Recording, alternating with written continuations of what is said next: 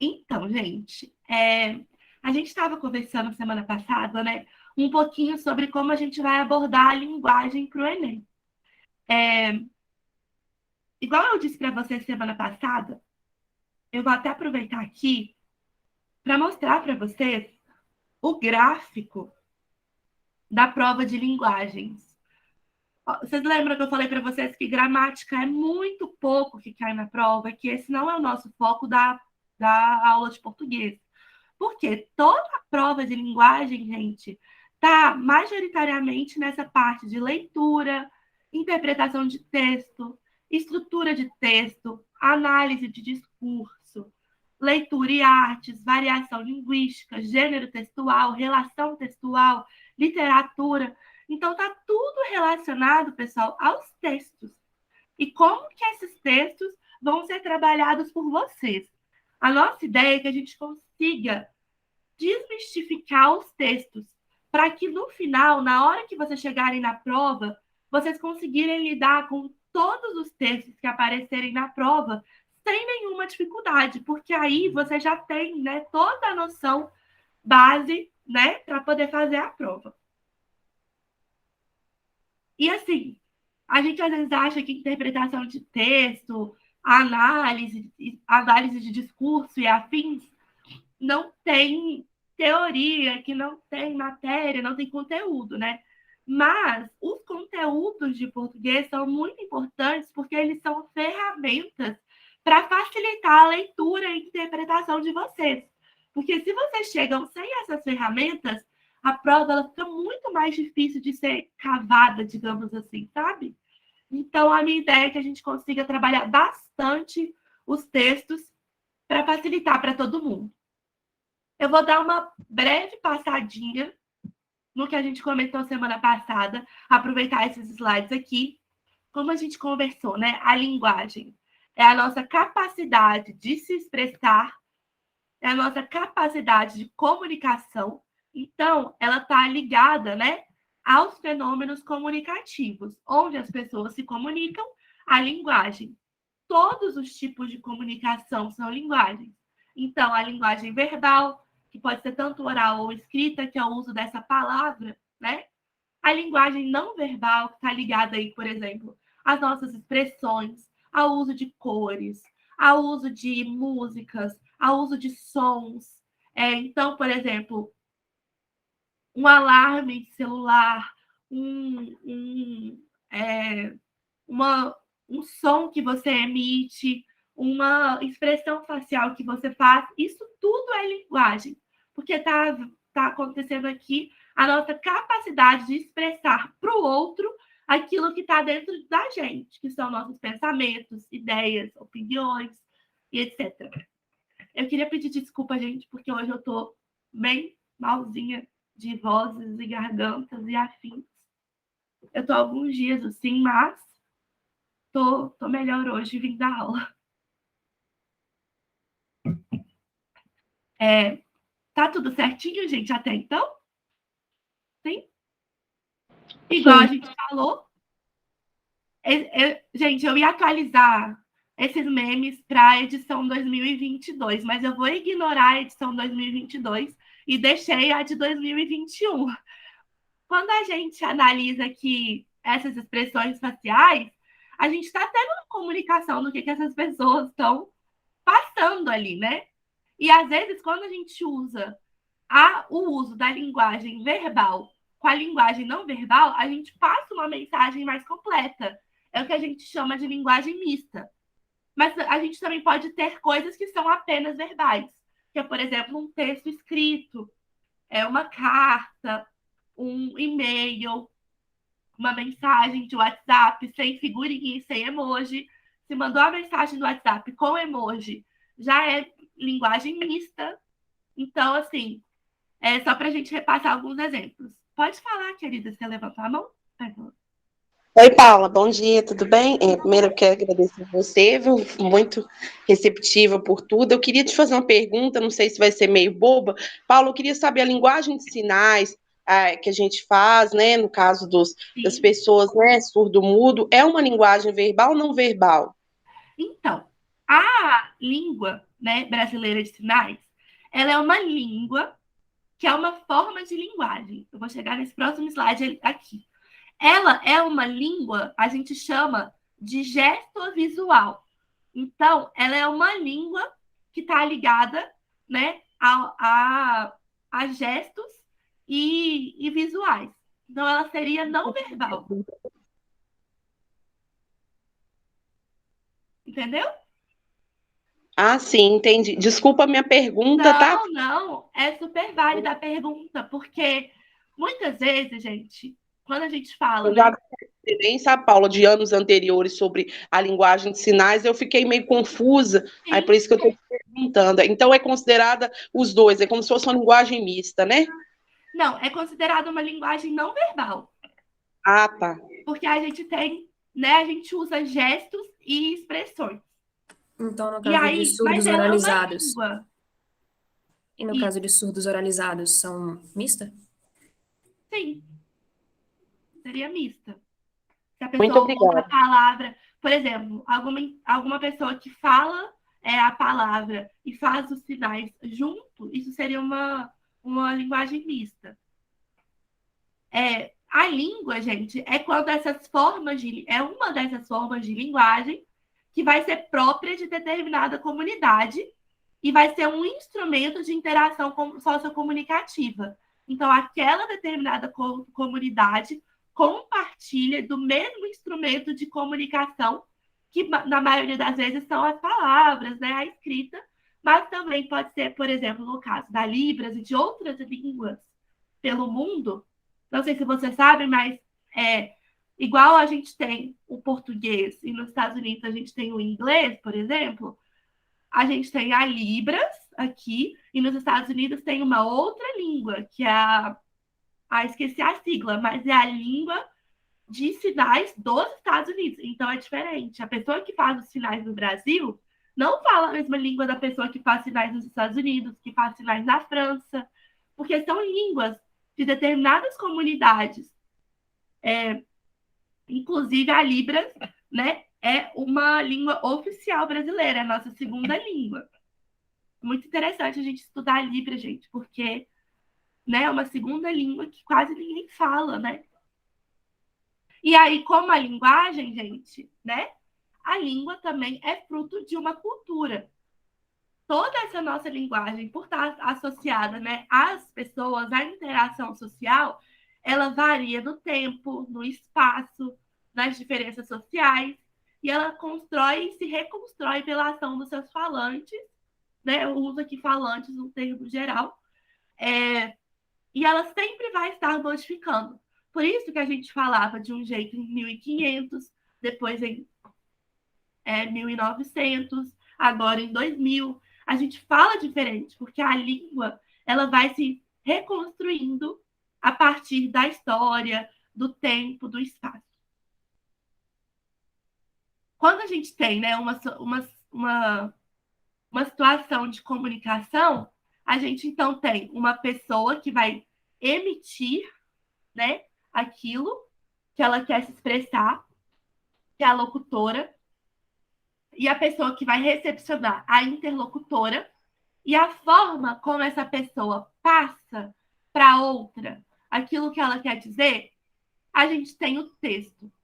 Então, o texto não é só aquilo que está escrito. O texto pode ser por imagem, o texto pode ser uma música, o texto pode ser uma mensagem no WhatsApp, pode ser um stories. O texto é a forma materializada que o discurso, ou seja, aquilo que está dentro da pessoa que quer falar, né, com toda a sua bagagem histórica, cultural, ideológica, vai passar para outra. O texto, então, é como se fosse é, o condensamento de tudo aquilo que está dentro da gente para passar para outra pessoa. E essa pessoa, com tudo que ela tem dentro dela, opiniões, ideias, lugar social, cultura, interesses históricos, tudo, ela vai receber esse texto e vai interpretar a partir da visão dela de mundo, de sociedade, de lugar, de espaço.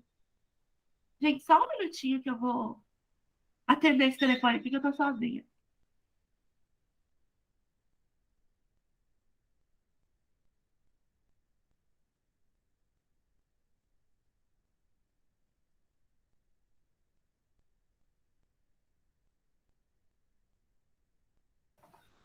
Então, gente, isso aqui seria a nossa revisão do que a gente conversou um pouquinho semana passada. Eu vou indicar esse filme para vocês. É um filme muito, muito, muito legal. E fala para a gente de como, quando a gente aprende uma língua nova, né? Quando a gente se comunica com o outro, isso muda a gente, assim. Não posso falar muito mais, porque senão eu vou dar spoilers. Mas o filme é sobre alienígenas, tipo assim. Alguém já viu esse filme? Não? Assistam, gente. É muito legal. É aquele tipo de filme que você termina e você fala, Jesus, como assim? Não entendi nada. Aí você vai entender, né? Você fala, meu Deus, isso é muito bom. Eu sempre indico, eu acho que parece, você vai começar a ver e vai falar. Ah, esse é filme de alienígena. No final você tá chorando e falando, meu Deus, que coisa mais profunda que eu já vi na minha vida. Então, assim, eu indico bastante. E aí, hoje, a gente vai discutir um pouco mais sobre os textos. A gente vai começar a discutir mais sobre os textos. E aí, eu queria que alguém me contasse como foi o feriado da semana passada, dessa semana, para a gente ter um texto aí de base para a gente começar a análise. Alguém quer começar? Se quiserem, eu conto o meu também depois. Assim, eu dormi, né? Eu dormi o que eu não dormi nos outros dias. Simples assim. E no outro feriado? Ah, eu fiz a mesma coisa. Saiu? Cadê as meninas que gostam de ir pra Sapucaí? Não, Hein? mas é porque eu acordo 4 horas da manhã pra poder ir pra escola, então eu dormi o que eu não dormi nos outros dias. Simples. Não fiz mais nada. Tem mais, gente? O que vocês fizeram no feriado, gente? Me conta aí. Uma história. Ah, eu estudei, porque eu tô focada, né, em passar Desculpa, na gente, minha. UFMG. Já faz, já faz anos que eu tenho que passar na UFMG. Quero muito entrar lá, fazer controladoria e finanças, Uhum. porque é o único curso que tem em todo o Brasil, só tem aqui em Belo Horizonte. Ele era pós-graduação, mas agora ele virou bacharelado na UFMG, né, em 2014. Aí eu passei meu feriado estudando, todo dia uma matéria. Ai, chique. Achei muito legal esse curso. Não sabia. Vai dar certo. Vai dar certo. E se precisar também, né, de alguma. Gente, se vocês precisarem de dica para estudo e tudo mais, eu acho que eu vou fazer até um. Talvez a gente marque um horário, assim, para a gente juntar, sabe? Trocar uma ideia sobre formas de estudar, assim. Mas seria muito legal. A Pétala até tinha me comentado sobre isso. Mas seria bem legal, porque também ajuda vocês a estudarem sozinhos, assim, né? Porque é um pouco complicado estudar sozinho, eu pelo menos acho, assim. Então, a gente pensa nisso. Alguém mais quer contar do feriado? Vou contar do meu. Semana passada, eu viajei, fui pro Paraguai, gente. Fui pro Paraguai passear com os meus pais. Eles acharam uma promoção. A gente foi pra lá. E aí a gente saiu quarta-feira de noite, quarta-feira de dia, chegamos lá quarta, passeamos. Voltamos segunda-feira de manhã, bem virada, fiquei meio virada a semana toda. E aí, ontem eu botei um pouco o sono em dia, mas ontem eu saí. Vou confessar que eu saí ontem, saí para dançar um pouco, que eu gosto muito de dançar, então esse tem sido o meu feriado. E aí, gente, quando a gente está falando aqui, né, as nossas histórias, as nossas experiências, a gente, querendo ou não, está produzindo um texto. Então, produção de texto, todo mundo aqui sabe fazer, porque é o que a gente faz o tempo inteiro. E o que, que seria um texto? O que, que permite que um texto seja um texto e não um tanto de amontoado de frases? Imagina se eu perguntasse para vocês como foi o feriado e vocês começassem a falar.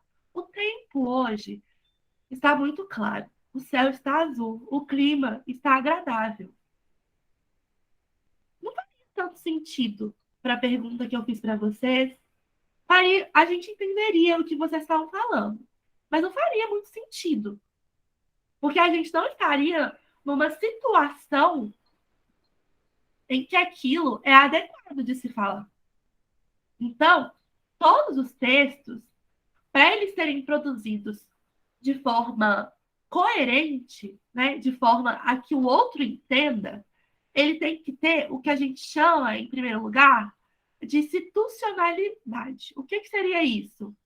Quando aquele texto é adequado ao contexto que se está falando. Eu também não posso chegar aqui e começar a falar abobrinha, maçã, feijão, garrafinha, tesoura, lápis, celular, azul. Tipo, o que, que significa isso? Nada. São várias palavras soltas que não têm nenhuma conexão uma com as outras. Isso não forma um texto compreensível para outra pessoa. Por quê? Porque o texto ele precisa estar, né, interligado e compreensível. Então, ele precisa ter, né, o que a gente chama de coesão. E junto com a coesão, ele precisa ter coerência, que seria sentidos e ideias claras. Então, quando, né, a Camileu, tá certo? O seu nome fala assim? Tá. Ela me conta que ela estudou e aí ela começou a me contar o porquê que ela quer estudar, o que que ela está buscando, como que esse curso foi. Ela está montando para a gente um sentido para aquele texto, ideias claras, juntando todas aquelas partes. Então, uma coisa está ligada com a outra, que está ligada com a outra, e faz com que a gente compreenda o que ela quer contar para a gente. Ela poderia falar assim: estudei muito ontem. Gosto de jogar futebol. O que que uma coisa tem a ver com a outra? Nada. Não tem coerência entre essas duas coisas. Elas não fazem sentido juntas. Então, para esse texto ele ser um texto, ele precisa ser coerente e coeso.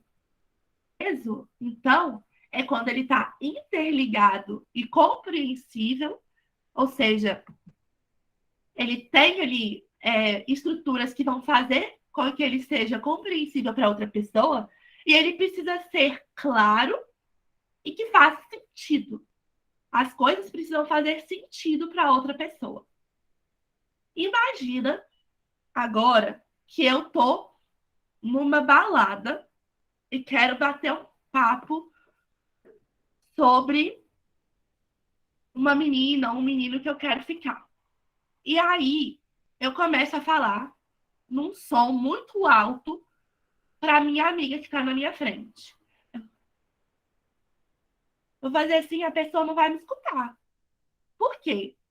Porque o lugar que a gente está falando aquilo não tá permitindo com que ela me escute.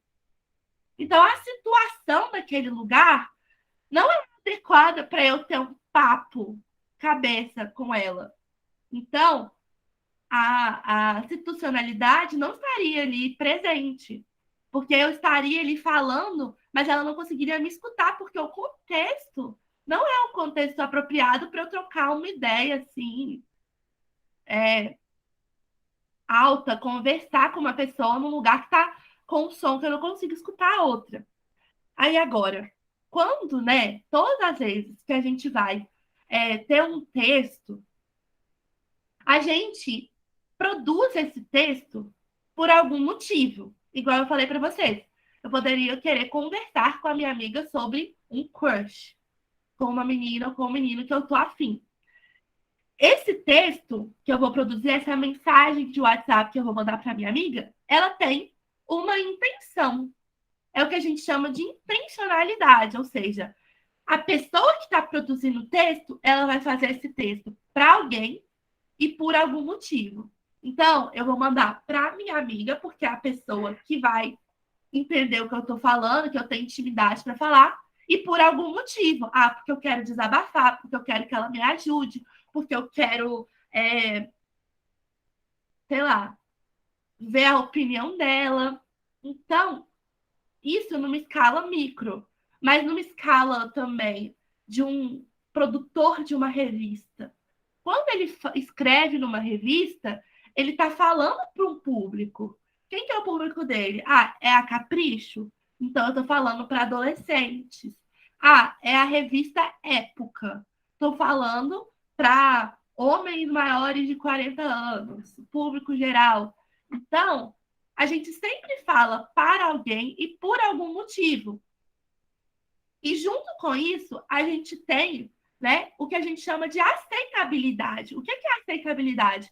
A pessoa que vai ser a receptora desse texto, ela tem que conseguir aceitar essa comunicação, essa interação. E não aceitar no sentido de tipo, quero falar com você de volta. Eu digo é que ela consiga produzir sentido sobre o texto. Então, a aceitabilidade tem a ver com muito com essa questão de coerência e coesão. A pessoa que vai receber esse texto, ela tem que conseguir aceitar aquela situação comunicativa.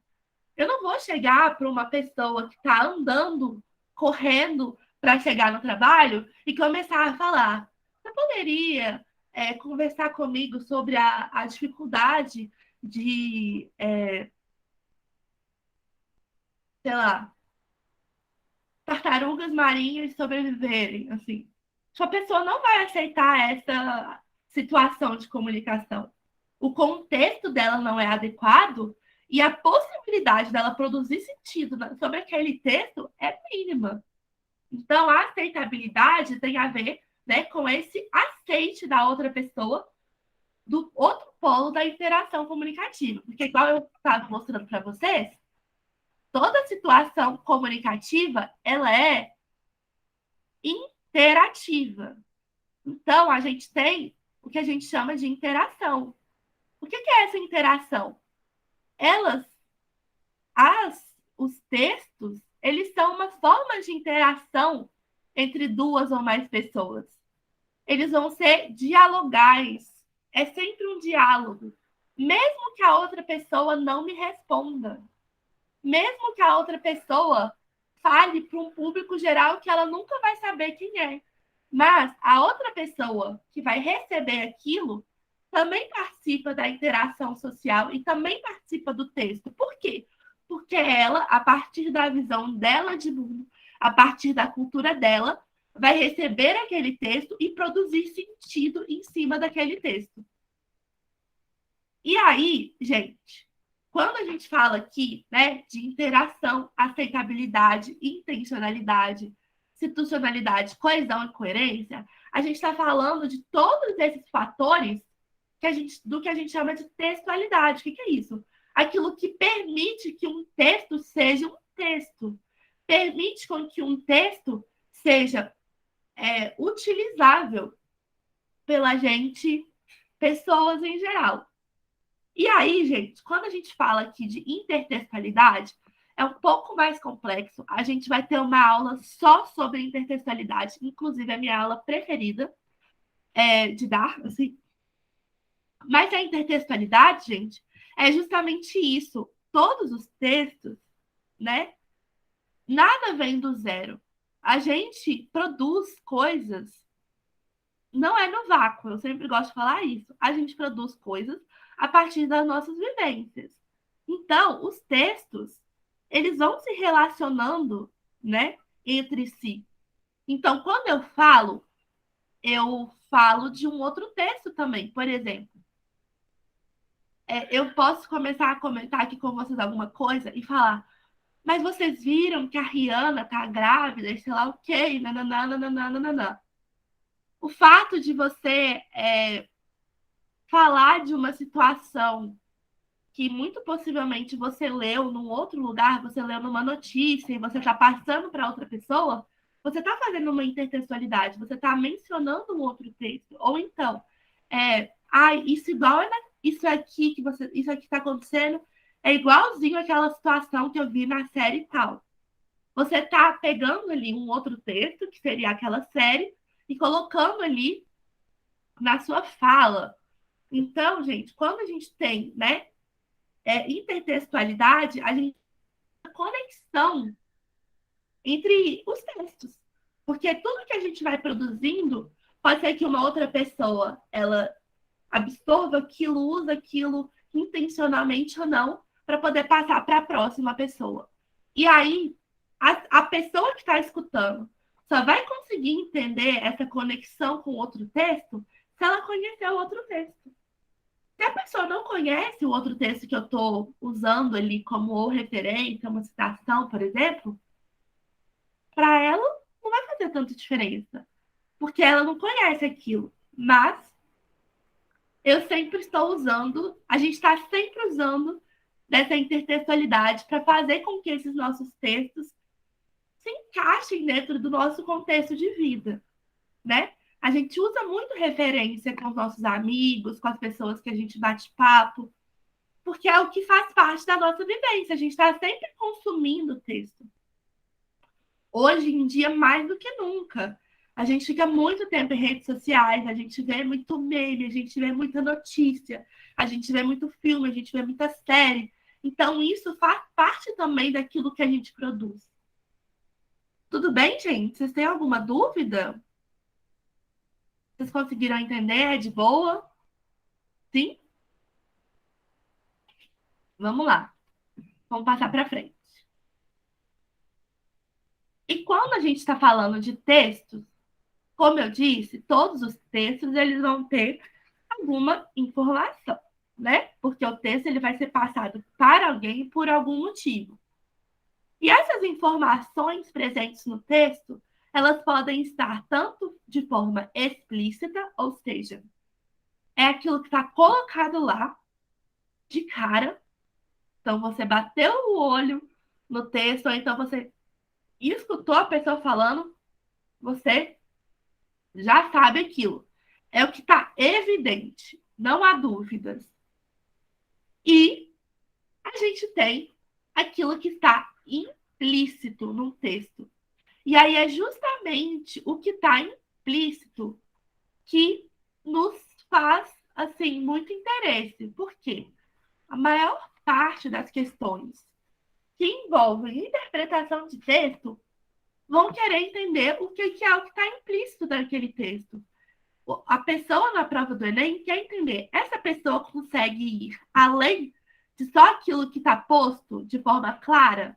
Ou ela consegue absorver, inferir outras informações daquele texto?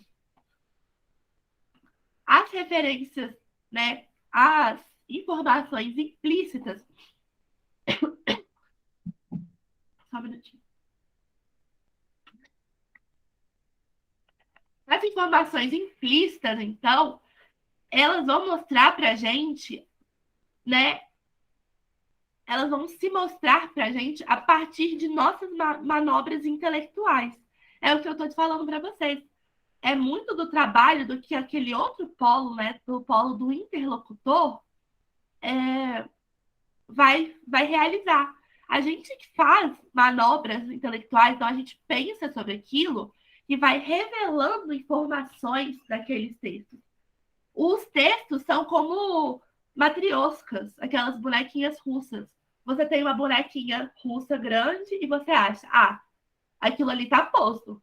Mas aí você vai abrindo aquela matriosca e você vai tirando várias bonequinhas ali de dentro. O texto é a mesma coisa. A partir daquela informação posta ali para você, você consegue ir tirando outras informações que estão implícitas daquele texto. Você parece, Paula, deixa eu só fazer um gancho no que você estava falando, que você leu o meu pensamento, que é isso que eu ia falar. Por mais afastada que eu tenha da sala de aula, eu consigo, assim, ver o que você está falando e entender, apesar que minha internet, desculpa, eu estou no celular, trava, o celular acaba a bateria, todas essas coisas, né? Também que você falou que vai estar tudo disponibilizado no YouTube, que eu perdi. Tá. Porque você falou dessa questão implícita, porque isso que o Enem cobra, né? Porque, igual eles falam, desculpa, de acordo com seus conhecimentos sobre o assunto, então, muitas vezes, o Enem, fazendo um link lá com a redação, que a Laís tinha explicado, muitas vezes o Enem, ele cobra aquilo que vai além dos alunos, só o básico ali não serve. Vamos supor que o Enem esse ano caia, né? Eu imagino, não sei, alguma questão de atualidade da guerra da Rússia contra a Ucrânia. Então, eles não querem saber só, é só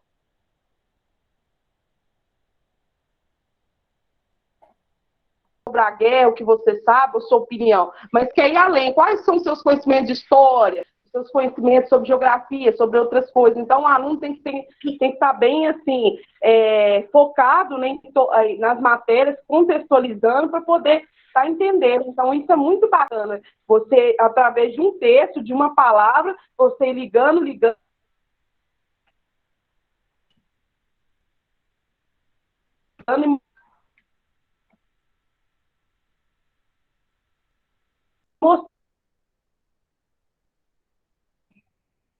Exato. Eu acho que a sua internet deu uma caída. toda a sua bagagem ali numa redação, ali no que você está lendo, porque geralmente eles dão aqueles textos grandes que a gente cansa, e depois você vê que um assunto é completamente ligado ao outro. Quando você foca no assunto ou foca numa gravura, eles gostam muito daquelas gravuras lá, aquele desenhozinho, né, muito legal da menina, da Mafalda.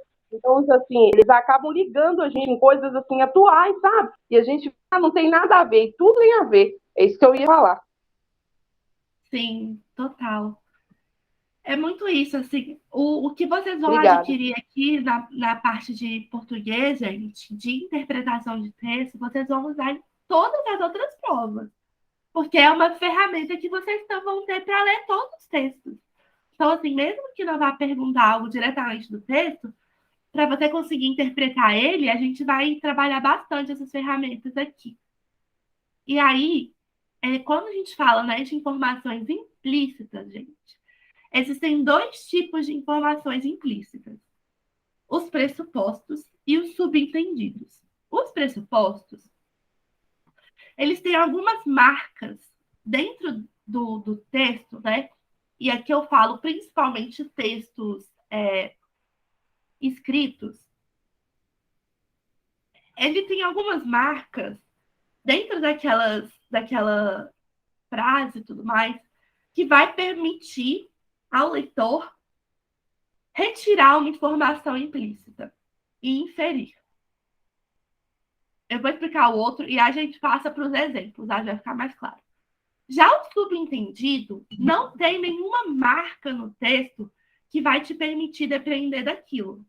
O que é inferir? Inferir é, por exemplo, você vai preencher a entrelinha. Por exemplo, você vai preencher aquela lacuna. Por exemplo, quando a gente fala que o texto tem entrelinhas, ou seja, aquilo que está meio que escondido, a inferência é você, a partir do seu conhecimento, falar: olha, eu posso, a partir disso, assumir que tal coisa é correta. Eu vou mostrar alguns exemplos que vai permitir vocês entenderem melhor o que eu estou falando. Falar assim, muito teórico, é difícil, porque fica meio abstrato, mas é bem mais simples do que parece. Os subentendidos, eles não têm nenhuma marca no texto, marca mesmo. Ele depende só do contexto e da capacidade do leitor ou do ouvinte de interpretar. Então, o subentendido está na esfera completamente sua. Você vai tomar responsabilidade sobre aquilo que você colocou como o subentendido. Já os pressupostos, você consegue ter como se fosse uma carta de tipo, ó, você tem essa marca linguística aqui que me permite tirar essa informação implícita. Agora, o subentendido não. O subentendido é você que, a partir do contexto que aquele texto está inserido, você vai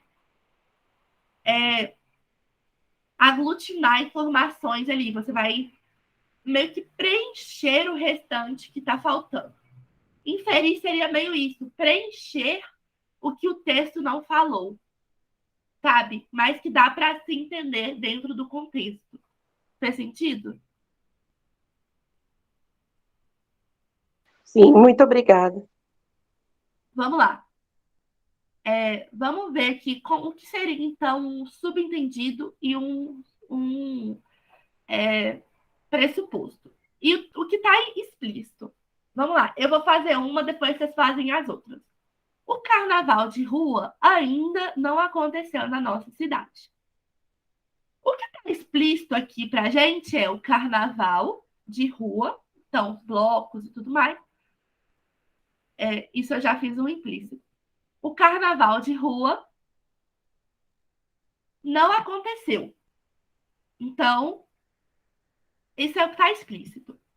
Quando eu penso nessa palavrinha aqui, ainda, o que ela sugere para mim? Ela é um marcador de pressuposto, porque ela me permite entender que ainda não aconteceu. Então, vai acontecer. Se ainda não aconteceu, é porque ele vai acontecer. E o que seria um subentendido, então? O subentendido seria: teve o Covid no início do ano, com a variante Ômicron.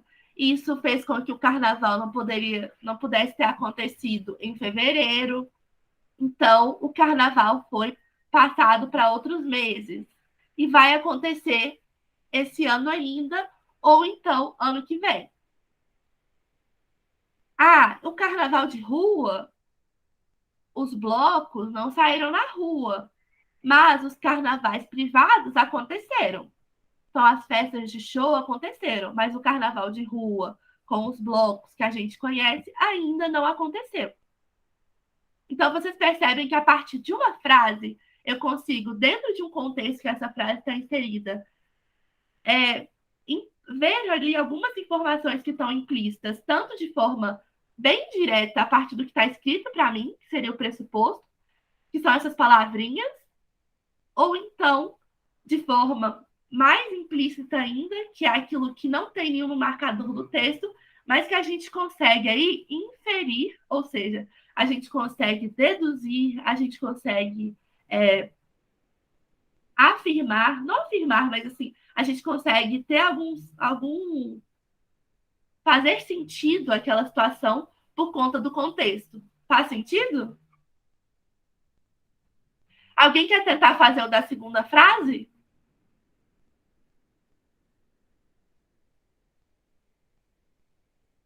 O que vocês acham que está explícito nessa frase? Finalmente, a vacinação de crianças já foi realizada em Belo Horizonte. O que está explícito para a gente aí, que não tem nenhuma dúvida? Foi realizada. Foi realizada a vacinação. E o que a gente A vacina consegue... aconteceu, que ela teve desculpa, Paulo, que a vacina teve todo um preparo, que eles estudaram, e como aí finalmente ela chegou, né? Para mim está dizendo assim, que teve todo um preparo da vacina, com os testes, com os estudos, aí depois de muito concluir, né, de muito estudo, muita preparação, muitos testes, ela aconteceu. Então, e houve essa realização final. Eu posso concluir, não sei se eu estou pensando certo, Paulo, se eu não tivesse, me desculpa, né, porque muitos anos fora da escola, mas o que eu posso concluir é que a vacina finalmente aconteceu, isso finalmente quer dizer, ela foi concluída devido aos testes que as pessoas estavam fazendo. Então, é isso que eu pude perceber.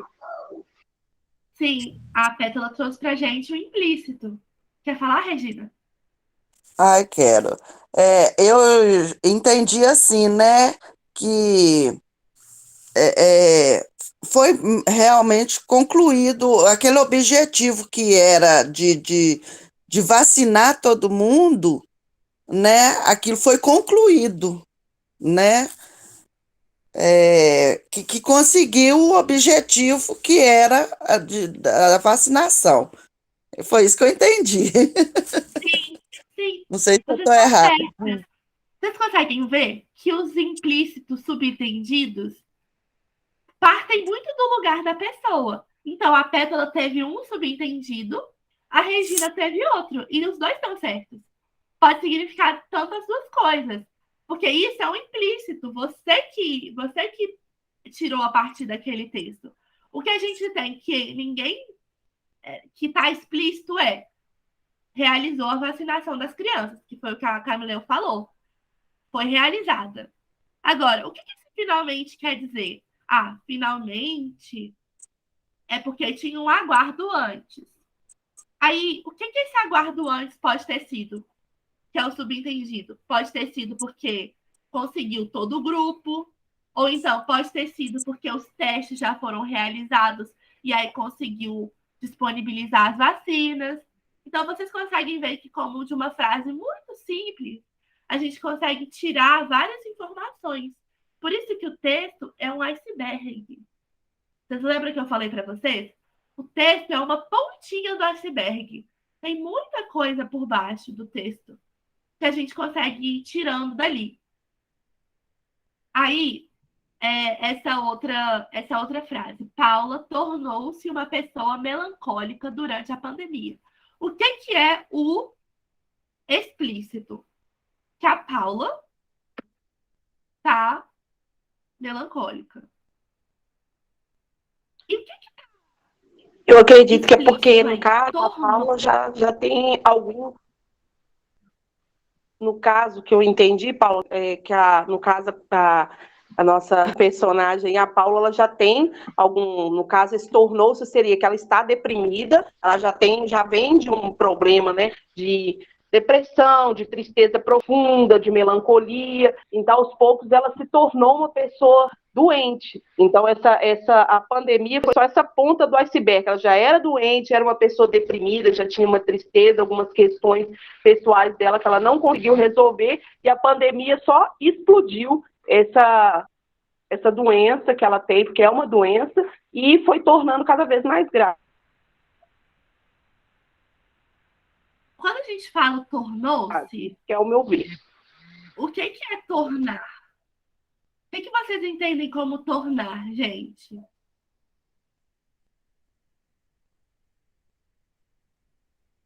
Quando eu trago assim o tornou-se. Transformar. Posso falar? Isso. Pode falar, Regina. Eu já acho assim que foi devido àquela situação do momento, né, que ela ficou desse jeito, né? Foi devido à situação,